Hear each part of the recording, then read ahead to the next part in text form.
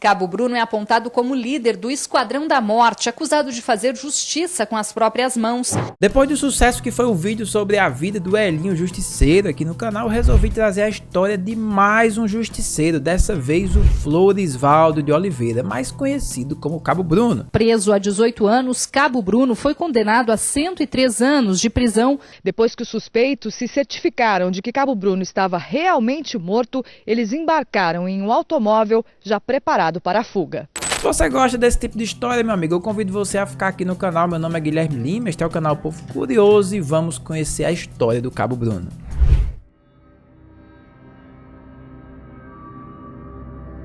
Florisvaldo de Oliveira, mais conhecido como Cabo Bruno, ele nasceu em Uchoa, lá em São Paulo, em 18 de novembro do ano de 1958. E apesar dele ser popularmente chamado por Cabo Bruno, ele não tinha essa patente de cabo. Ele era um soldado, mas a alcunha Cabo popularizou. E o nome dele não era Bruno, era Florisvaldo. Porque havia um bêbado na frente de um bar lá e eu era todo sardento e este bêbado também era. E as outras crianças começaram a falar que eu parecia com aquele bêbado e me chamar de Bruno. O nome do bêbado era Bruno. Era Bruno. Ele ingressou na Polícia Militar do Estado de São Paulo entre os anos de 70 e 80, e até então ele era um simples ajudante de pintor. Mas naquela época ele conheceu um soldado que já era da polícia e incentivou ele a fazer os exames para entrar na polícia, uma coisa que ele nunca tinha imaginado antes. Mas a história de Cabo Bruno mudou e ele é acusado de ter cometido mais de 50 mortes na periferia de São Paulo nos anos 80, o que fez tornar ele um dos homens mais perigosos e mais temidos de São Paulo nessa época. Acusado de homicídios e também de chefiar um grupo de extermínio na zona sul de São Paulo na década de 80. Ele inclusive chegou a admitir tudo isso em depoimentos, mas depois acabou negando. A maneira de agir de Cabo Bruno. Cabo Bruno ele nasceu lá no interior de São Paulo e era um local que tinha muita paz, ele não era acostumado com violência. E depois que ele entrou na polícia, como a gente já viu, né, ele chega à cidade de São Paulo e viu aquela violência em todos os lugares. E ele começou a se sentir incomodado e começou a agir por conta própria, fazendo a famosa justiça com as próprias mãos. Eram corpos, né, pessoas que eram mortas com facilidades, corpos às vezes a gente deparava nas esquinas. E eu via as pessoas agirem com uma naturalidade em vista desses fatos. E para mim chocava aquilo ali. E eu lembro que o meu papel era prender e entregar à delegacia as pessoas que cometiam algum crime. Mas com o tempo eu fui vendo que não havia justiça, sabe? Ele trabalhava na Polícia Militar e ele agia durante as folgas no bairro da Pedreira, na região de Jabaquara, na zona sul de São Paulo. E as pessoas são unânimes em dizer que na época dele não existia insegurança lá, as pessoas se sentiam totalmente seguras, inclusive os comerciantes que se juntavam ali, né? Os comerciantes sofriam com os constantes roubos que tinha na época, e eles se juntavam e pagavam alguém para fazer essa limpeza de criminosos lá no bairro, e essa pessoa era o Cabo Bruno. Você prendia com maior dificuldade, fazia o seu papel, o seu trabalho, entregava, né, os indivíduos na delegacia e quando menos você esperava, você deparava com eles na rua novamente. A grande maioria das mortes onde Cabo Bruno esteve envolvido aconteceu no ano de 1982 e o jeito, segundo os relatos, o jeito como ele deixava os corpos era o que dava medo. Ele matava e deixava lá a galera assim, de uma maneira bem tenebrosa. E os carros que ele utilizava também chamavam atenção, um Chevette, um Maverick e um Opala, todos em cores diferentes, o que dava ainda mais essa marca de justiceiro ao Cabo Bruno das ruas dos anos 80. O grupo de extermínio. Segundo a própria Polícia Militar do Estado de São Paulo, junto ao Cabo Bruno atuavam outros 12 policiais, incluindo militares de patentes altas, que formavam esse verdadeiro grupo de extermínio que tinha o Cabo Bruno como mandante, né? como um comandante desse grupo. E basicamente eles atuavam segundo as características da vítima. Além deles receberem as indicações dos comerciantes, né, a característica da vítima contava muito. Segundo o que é dito, né, um rapaz, porque tinha uma simples cruz tatuada no pulso, né, foi morto por Cabo Bruno. Porque segundo ele, né, qualquer tatuagem já indicaria que era um criminoso. Ele tinha cara de bonzinho, então por isso as pessoas acabavam que não acreditavam que ele seria capaz de tudo isso. E uma pessoa chegou a duvidar do Cabo Bruno e veja só o que ele fez. E o outro colega dele falou, pô, eu não acredito que você seja tudo isso aí não. Porque já tinha um certo nome, né? Então tá bom, espera um pouquinho, fica aqui, já volto. Achou um bandido lá que ele conhecia. E levou pra casa, né? Levou pra casa dele? Levou, isso o cara obedecia, né? A gente tinha medo dele. Vem cá, levou pra casa. Chegou lá e falou, tá vendo? Esse fulano aqui, ó, e pá, matou o cara. Na frente do outro, né? Depois cortou a cabeça dele. A prisão de Cabo Bruno.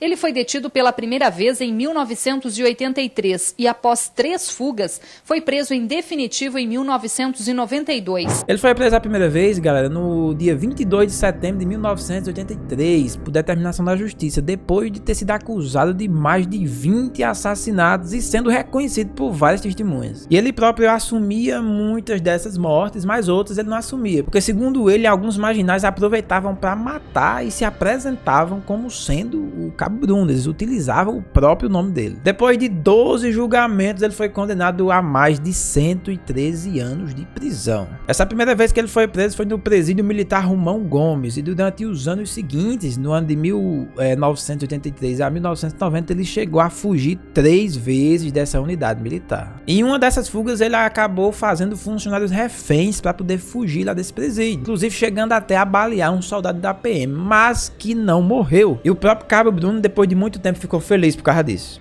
E na fuga houve resistência por parte de um dele. Eu acabei baleando um soldado na cabeça lá. Graças a Deus ele não veio a óbito, não faleceu.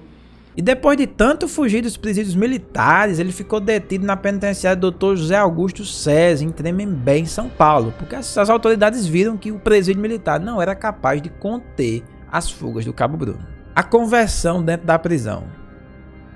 Eu só vim me arrepender mesmo desses crimes quando eu vim conhecer a palavra de Deus, porque até então, para mim, a vida não tinha valor, era algo banal. Cabo Bruno, enquanto ele estava preso, ele se converteu, virou evangélico e não mais queria ser chamado de Cabo Bruno. Ele passou a odiar essa nomenclatura que acompanhou ele por tanto tempo. E foi aonde que o Espírito Santo de Deus pôs no meu coração aquele sofrimento, aquela dor que eu levei para tantas famílias, né, tantos filhos que eu acabei tirando de pais. E dentro da prisão, depois da conversão, ele chegou a desenvolver várias atividades, incluindo a pintura. E no ano de 1998 ele fez até uma exposição de óleos que ele mesmo pintou, pintura sobre o óleo, né? No ano de 2008, já oficialmente pastor, né, ele atuava lá dentro da penitenciária, na Capela Ecumênica, e ele acabou que se casou com uma mulher que ia lá fazer alguns trabalhos voluntários. Nessa época, inclusive, ele recebeu Lindenberg Alves, que havia sido preso naquela época pelo caso Eloá, que repercutiu nacionalmente, e Lindenberg acabou sendo um dos seguidores do Cabo Bruno lá dentro da prisão. A saída da prisão. A decisão da Justiça de Taubaté que garantiu a progressão de pena para o ex-policial saiu no dia 19 de agosto. No ano 2009, depois de longos 1/6 da pena, o Cabo Bruno pediu para progredir de regime, para que ele pudesse ir do fechado para o semiaberto. As avaliações psicológicas foram feitas e um parecer favorável foi dado. Então, no ano de 2012, a Justiça deu a liberdade depois dele ter passado 27 anos preso, galera. Uma vida todinha atrás das grades. Existiam vários elogios dos funcionários e a própria direção da penitenciária, juntamente com a lei que previa lá a liberdade para presos com bom comportamento, embasaram essa decisão da soltura de Cabo Bruno depois de muitos anos. Quando ele foi solto, ele chegou até a emplastificar a ordem de soltura dele para andar com ela por aí, para se apresentar, e as pessoas não acharam que mais uma vez ele tinha fugido. A morte do Cabo Bruno.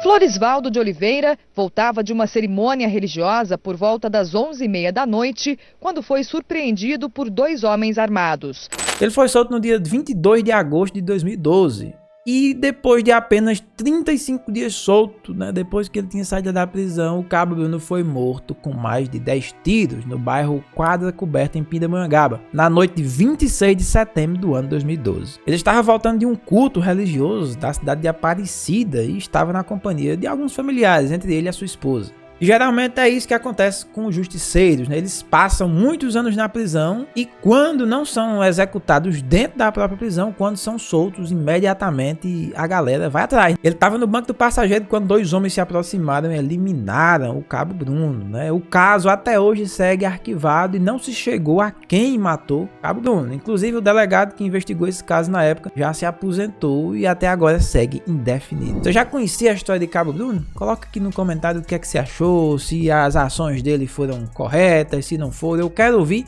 o seu comentário. Eu vou ler todos esses comentários. Eu agradeço que você assistiu até aqui. Se inscreva no canal porque vai vir muito conteúdo bom como esse. Eu espero você, sinceramente, no próximo vídeo. Até lá!